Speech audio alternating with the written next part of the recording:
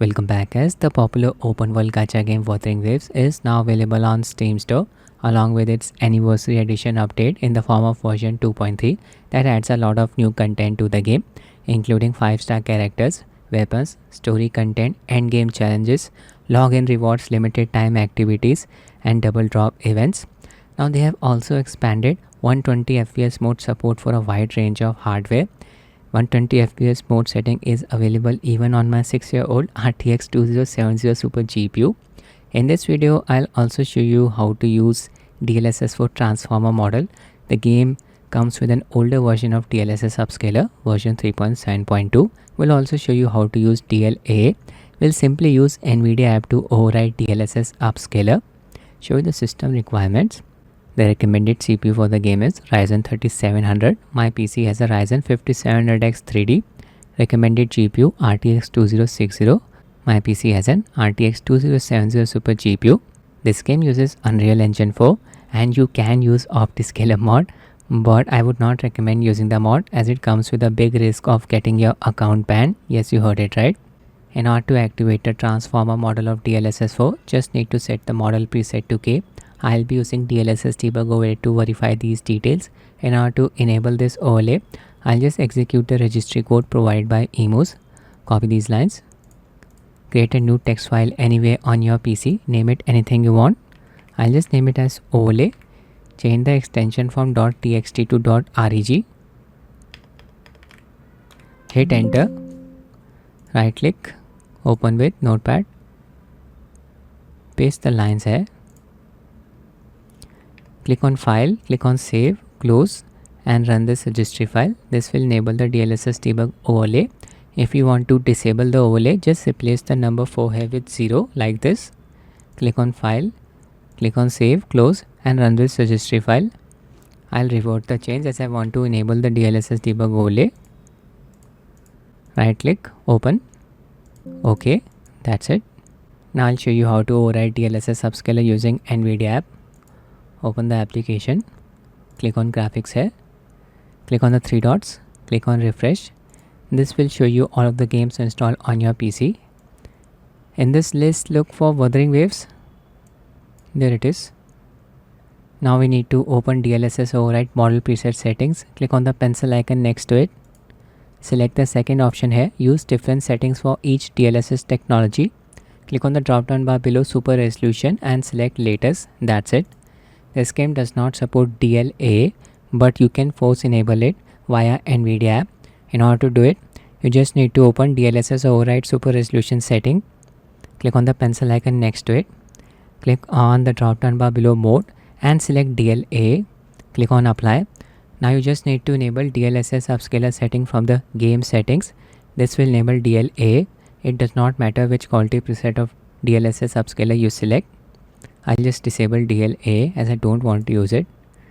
I'll just select use the 3D application setting default, apply. To improve the frame pacing, I'll enable Reflex via RTSS. Just open RTSS. Now click on add here. Navigate to the games install directory. In my case, it's E drive, Steam library, Steam apps, common, Wuthering Waves folder. There it is. Open the client folder, binaries folder, Win64 folder. Select this exe file, client Win64 shipping and click on open. Select the added exe file in RTSS. Now click on setup, scroll down to the end. Make sure this setting is checked, enable frame rate limiter. Click on the drop down bar next to it. From here select Nvidia Reflex. Now click on the drop down bar next to inject Nvidia Reflex sleep call. Select after frame presentation, click on OK. Now just apply a 120 FPS cap, click on the bar next to frame rate limiter. Type 120, hit enter. That's it. Now I'll enable VSYNC from Nvidia control panel. Click on manage 3D settings, click on program settings. From this drop down bar, select Wuthering Waves. Scroll down to the end, enable VSYNC from here. My monitor is G-Sync compatible. I'll enable the corresponding settings for it. Click on setup G-Sync here. Enable the following settings. Enable G-Sync compatible, enable for full screen mode. Enable settings for the selected display model.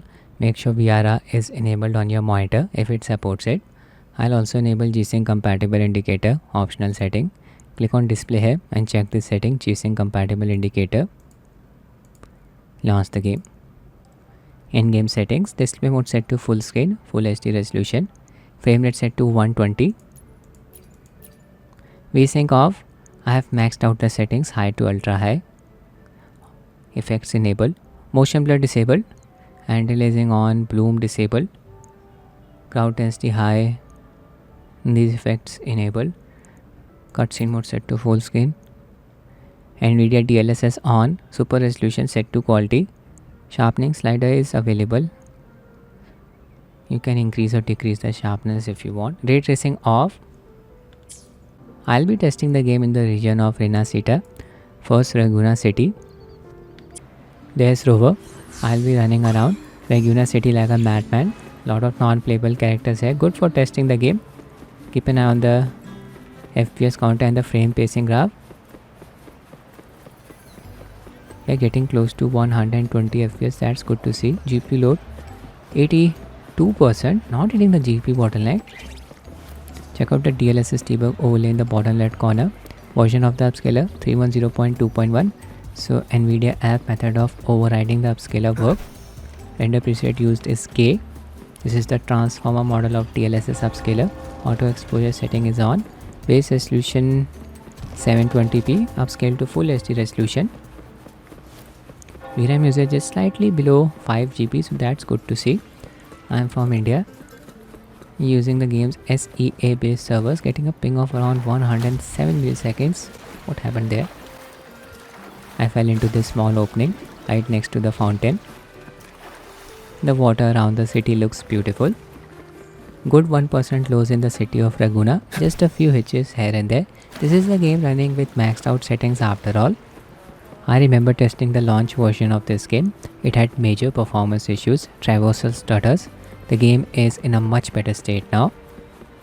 Okay, now I'll be testing the game in the open world of Rinascita. Fast travel to this point. Now I'm in the open world. First I'll traverse it on foot. Look at the scale of this map. Some echoes. It's thunder and lightning. Leave it to me. Okay, these echoes are fighting among themselves. I'll join the party. No hesitation. Spam my abilities. One with the sounds. FPS is close to 120 again. Just a few hitches here and there, nothing extreme. Good performance. Just switch my characters, use the abilities.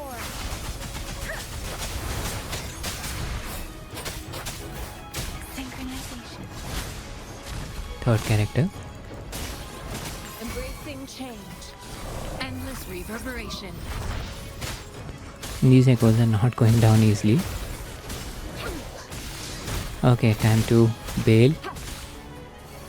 Swift and resolute. This time I'll show you some aerial flight. Echo is chasing me. Oh no, I ran out of stamina. I'll use this echo to fly around. Keep an eye on the FPS counter and the frame pacing graph. Yeah, I can observe a few hitches. You can see the small spikes on the graph. FPS is still above 100, so that's good to see. I'll gain some height. So performance can be optimized while we are flying around the world.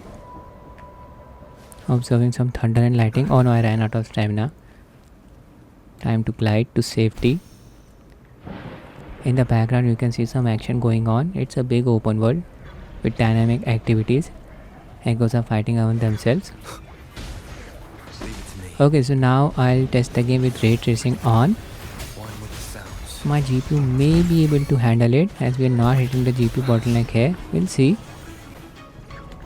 I'll just set ray tracing to medium. Need to restart the game in order to apply the change. Back to Ragunna city. It's the night time. Big drop in performance after enabling ray tracing. FPS dropped to around 47. Without it we were getting close to 120 FPS. Yeah, my GPU cannot handle ray tracing. But look at the 1% low. It's close to 43. So game is not stuttering. It's just the GPU is not powerful enough to handle the ray tracing effects. As you can see, beautiful reflection. Look at that light, gorgeous. Even the water surface is exhibiting the reflections. Okay, I'll just load the open world area. Let's see what happens.